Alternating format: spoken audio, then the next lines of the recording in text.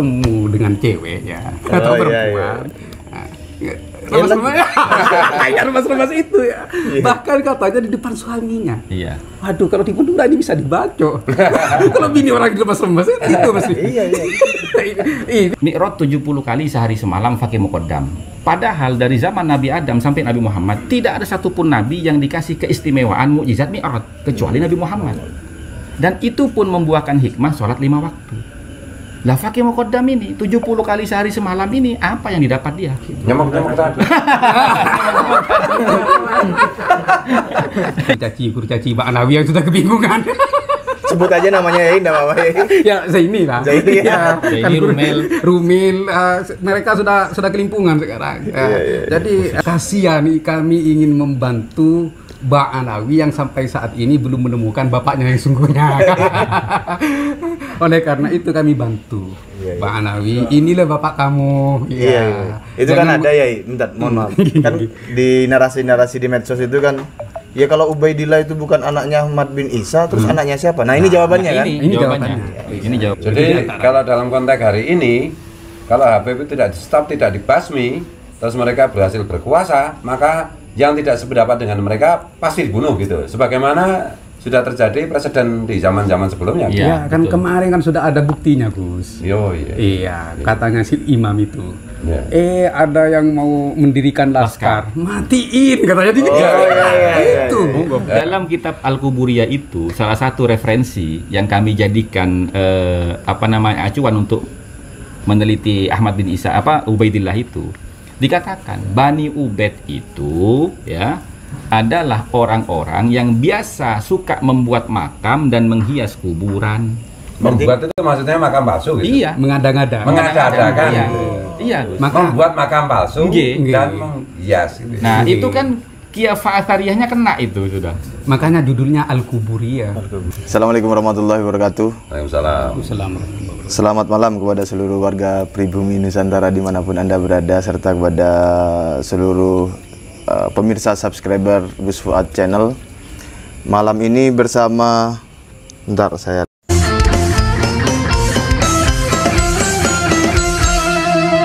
jadikanlah hidup lebih berarti, jadikanlah laskar sang pemberani, membela ulama kiai pribumi, Rahwali Songo pewaris negeri. Gelora jiwa ini tak tertandingi, jangan coba-coba mengganggu negeri. Ulama kami terhina, kami pun tak terima, siap jihad jadi semboyan kita. Kami adalah laskar sabilillah, pecinta Wali Songo dan para anbiya, pewaris peradaban Islam di Nusantara hingga berkibar bangsa Indonesia. Kami perisai para ulama, sepenuh hati korbankan jiwa. Kiai Haji Ja'far Shodiq Fauzi Batu Ampar, kemudian Gus Hasan Asyarif dan Lora Bahrul Ulum. Ini beliau bertiga dari Madura, betul enggak? Ini ya santrinya Said Muhammad. Ya, ini untuk permulaan mohon pada Yai Ja'far memperkenalkan diri, termasuk pernah nyantri ke Abuya Sayyid Al-Maliki berapa tahun dan lain sebagainya. Monggo. Assalamualaikum warahmatullahi wabarakatuh. Waalaikumsalam. Kami ingin memperkenalkan diri bahwa kami ini adalah Ja'far Shodiq bin Fauzi Damanhuri Batu Ampar. Alhamdulillah kami sudah nyantri di Sayyid Muhammad itu selama 10 tahun. Sayyid Muhammad bin Alawi Al-Maliki Al-Hasani. Tahun berapa, Kiai? Mulai tahun 96 ya. 96 sampai 2005. 10 tahun kurang 4 bulan. Jadi saya pulang setelah beliau meninggal dunia di 2004. 2005 saya baru boleh pulang. Sebelumnya belum boleh. Seangkatan dengan Ustadz Bilal yang di Kulon Progo. Ustadz Bilal, terus putranya Bahmun, Gus Rauf, itu seangkatan. Terus adiknya Kiai Ihya Pujon, ketua Asofa itu Gus Syihab. Kalau di sana dipanggil Syifa. Itu satu kelas. Kalau almarhum Gus Kamil, ketua DPCP 3 Rembang almarhum itu kakak kelas. Nggih.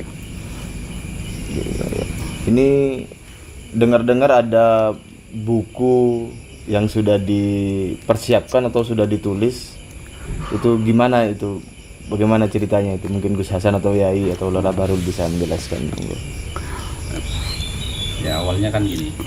Jadi saya itu apa namanya dapat buku bentuk PDF ya.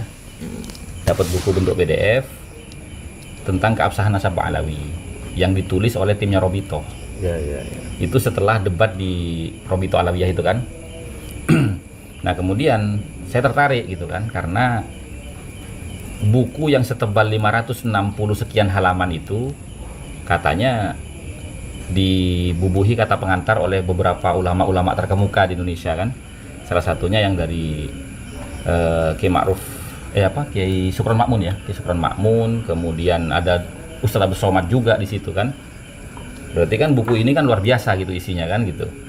Nah sehingga kita mengajak sama teman-teman, ayo supaya kita nggak capek bacanya, kita adakan bedah buku di TikTok ayo gitu kan. Nah ketika kita bedah buku di TikTok itu, kok ternyata dari prolognya saja itu sudah menggelikan gitu. Kenapa saya katakan menggelikan? Karena sebelum buku itu terbit, baru dikasih tahu bahwasanya nanti Robito akan menerbitkan buku, saya sudah bilang gitu loh. Awas jangan sampai menggunakan hujah dari Yusuf bin Ismail An-Nabhani. Kenapa? Karena hujah dari Yusuf bin Ismail An-Nabhani itu bukan isbat nasab, tapi kalam maddah. Kenapa? Karena dia menggunakan qad ijtama'atil ummatul Muhammadiyah, artinya menggunakan kalimat ijma'. Dalam perspektif ilmu nasab itu tidak dikenal kalimat ijma'. Nah, ijma' itu dikenalnya di dalam perspektif ilmu fikih gitu loh. Nah, lain daripada itu, di akhirnya dia mengatakan ala annahum min as-sahih ahli baitin nubuwati nasaban. Paling sahnya keluarga Nabi dari jalur nasab. Loh, ini kan malah mencengangkan. Berarti kan mengalahkan Sayyidina Hasan, mengalahkan Sayyidina Husain kan gitu. Dari kalimatnya saja sudah membingungkan gitu. Jadi kami tidak mengurangi rasa hormat kepada Syekh Yusuf bin Ismail An-Nabhani.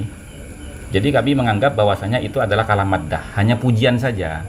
Karena fakta dan realita di lapangan tidak sesuai.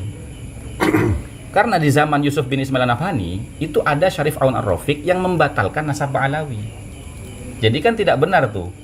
Telah bersepakat semua umat Islam di seluruh dunia gitu kan, dari masa ke masa gitu, bahwasanya mereka ini paling sahnya ahlul baitnya Nabi dari jalur nasabnya gitu kan.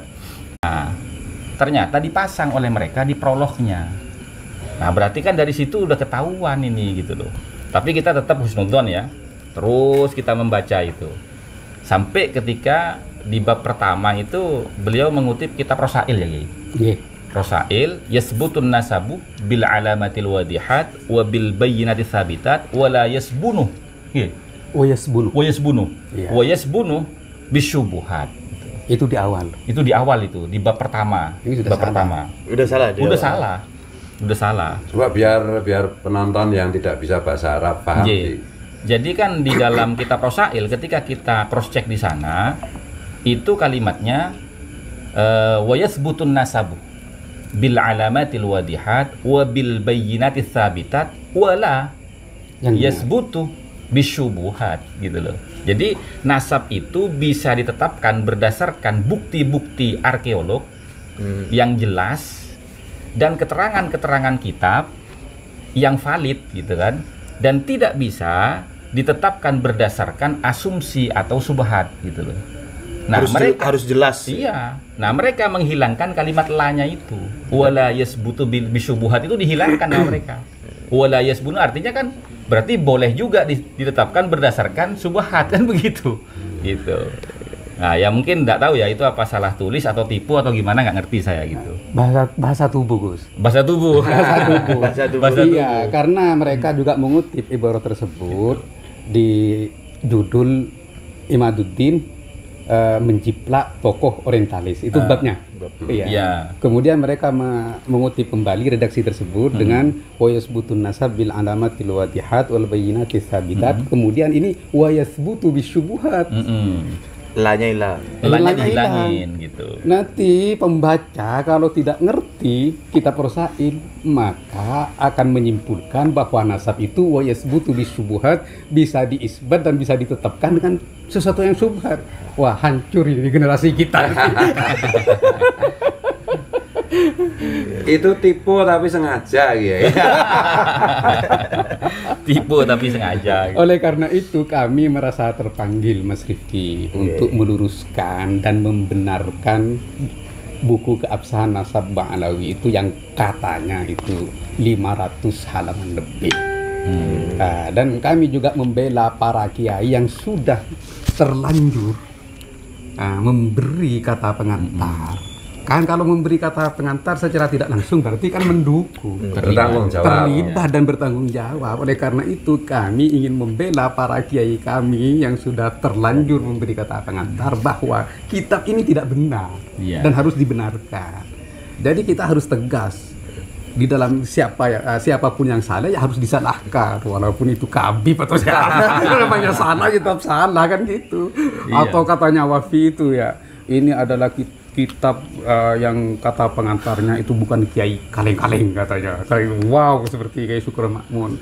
Ya walaupun wow dan besar dan internasional terkenal ya kalau salah ya tetap disalahkan ya tidak agar tidak menyesatkan umat. Kita kembali kepada sabda Nabi ittaqu zallatal alim.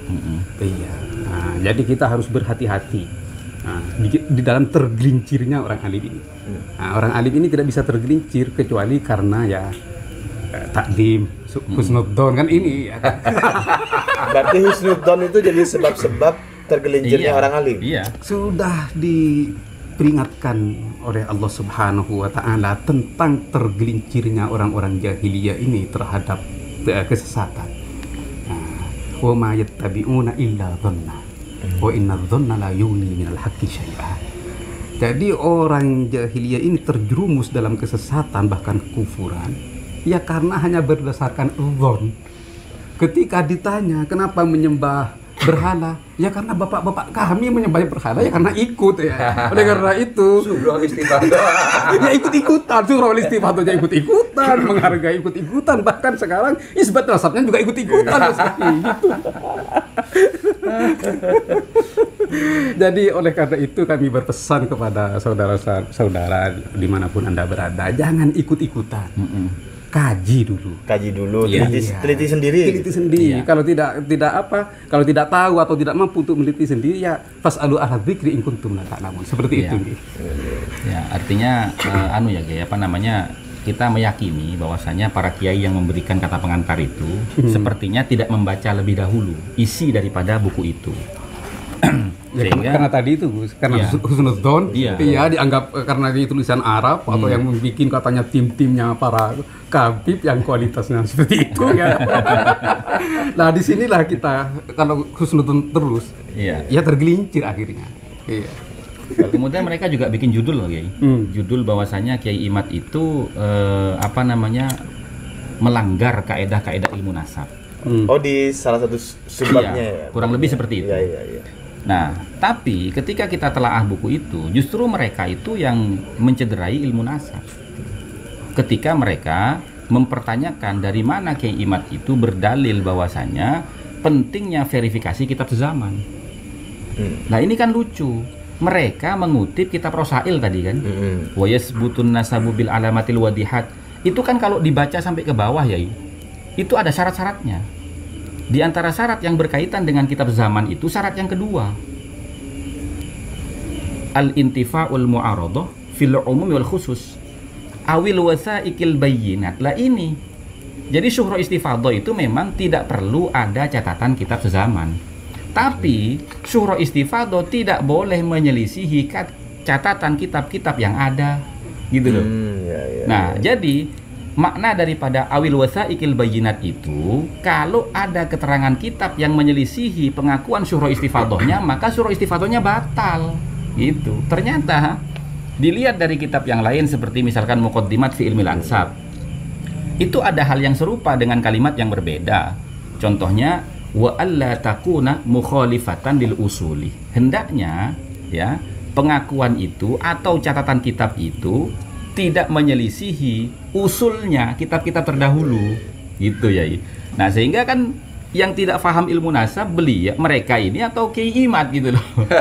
Itu yang kita jelaskan di dalam buku itu gitu loh. Jadi mereka sendiri yang mencederai tentang ilmu nasab tapi menuduh Kiai Imad yang tidak paham ilmu nasab. Gitu. Kemudian yang paling krusial itu ya masalah apa namanya Syekh Abdul Qadir Jailani, Kiai. Itu kejahatan ilmiah. Iya. Itu gimana Entas. itu? Itu mereka cari teman. Mereka cari teman, kan kebiasaan mereka itu cari dukungan. Jadi nasab ini harus qat'iyud dilanah, harus berdasarkan dalil yang pasti, bukan dukungan. Oleh karena itu di bukunya yang 500 halaman, Gus, itu semua dukungan. bukan malah dalil. Jadi sampai sekarang mereka itu tidak mampu menghadirkan dalil atas kesubutan nasab mereka. Hanya mencari dukungan. Ini katanya akan mendapatkan penghargaan Muri karena buku dari kata pengantar terbanyak 50. 50 itu kan tadi. Iya. Ini bukan pilkada. Ini bukan pilkada. Jadi walaupun ulama sedunia akan mendukung nasab mereka, kalau dalilnya tidak ada, ya tetap tidak bisa ditetapkan kan begitu. Kaidahnya itu ya, Kiai. La yahtaju bi kasratil masadir idza kanat kulluha tunqalu min aslin wahid. Iya, sumbernya satu. Kalau tidak ke Al-Burqa Al-Musiko, ya as-suluk karya Al-Janadi. Ya hanya itu. Sedangkan Al-Burqa Al-Musiko dengan Janadi sudah bertentangan. Furu dan usulnya bertentangan, sudah bermasalah. Ya karena untuk menetapkan nasab yang bermasalah, ya sumbernya juga bermasalah kan gitu. Walau aftal muftun. Dan yang cari dukungan itu tentangnya sudah bermasalah. Ya karena untuk menetapkan nasab yang bermasalah, ya sumbernya juga bermasalah kan gitu. Walau aftal muftun.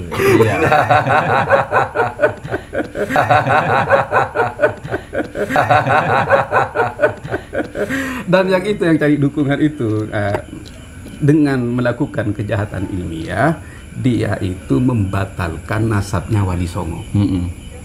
Ya, Sunan Gunung Jati, Sunan Kudus, dan Sunan Kiri.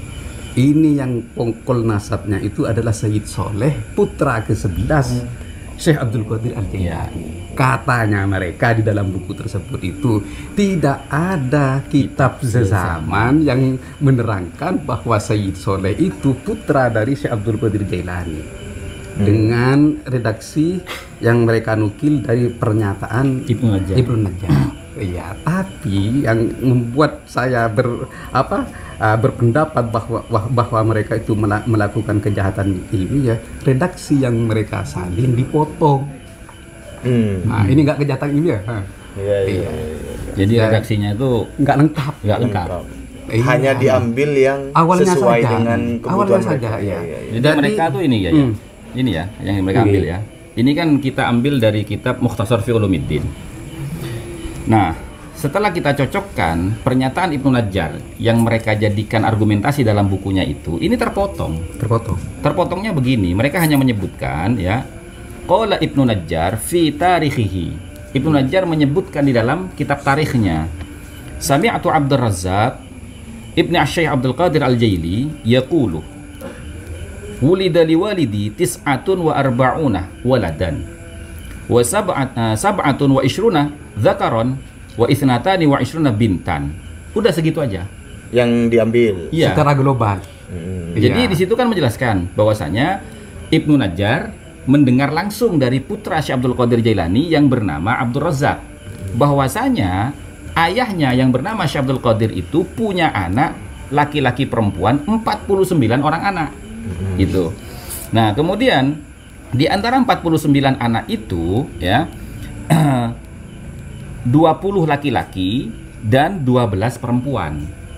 20 laki-laki dan 12 perempuan. 32. Ya, walakin lam yabik lahu minhum siwa 13 dzakaron. Nah, tapi yang tersisa itu hanya 13 laki-laki dan 1 perempuan. Kemudian dijelaskan di kitab itu nama-namanya itu semua, dari mulai Abdul Wahab, Abdullah gitu kan, Abdul Razak, sampai menyebut Said Soleh yang ke-11 gitu loh. Nah, penyebutan itu sama mereka nggak dilanjutkan, Kiai, jadi dipotong. Padahal Sayyid Soleh tertulis anak nomor 11 jelas itu. Ini saya kutip dari kitabnya Syekh Abdul Qadir Jailani sendiri, namanya Mukhtasar fi Ulumiddin. Ibnu Najjar juga mengutip dari sini gitu, dari putranya yang bernama Abdul Razak gitu. Nah, sehingga inilah yang disebut oleh Kiai Ja'far Shodeh Fauzi kejahatan ilmiah gitu loh. Jadi kalau saya rangkum gini berarti penulis apa namanya Robito Alawiyah itu menyatakan bahwa Said Soleh bukan anaknya Syekh Abdul Qadir. Tidak terverifikasi. Tidak terverifikasi. Tidak ada kitab zamannya. Sebagai putra Syekh Abdul Qadir Jailani berdasarkan kitab sezaman yang tidak menyebutkan itu. Padahal ada kitab sezaman yang mereka katakan tidak menyebutkan itu adalah kitabnya Ibnu Najjar. Padahal ketika kita cross check, Ibnu Najjar menyebutkan semua sampai Said Soleh gitu loh. Ini kan kejahatan ilmiah gitu. Dan bahkan Syekh Abdul Qadir Jailani itu masyhur dengan sebutan Abu Soleh. Kenapa? Karena setiap menghadiri acara itu yang selalu dibawa oleh Syekh Abdul Qadir Jailani itu adalah Sayyid Soleh, pongkol nasabnya Wadi Songo. Dan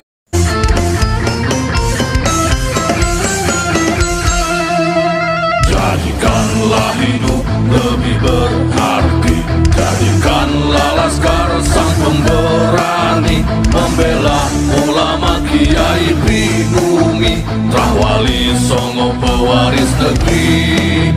Gelora jiwa ini tak tertandingi, jangan coba-coba mengganggu negeri. Ulama kami terhina, kami pun tak terima, siap jihad jadi semboyan kita. Kami adalah laskar sabilillah, pecinta Wali Songo dan para anbiya, pewaris peradaban Islam di Nusantara hingga berkibar bangsa Indonesia. Kami perisai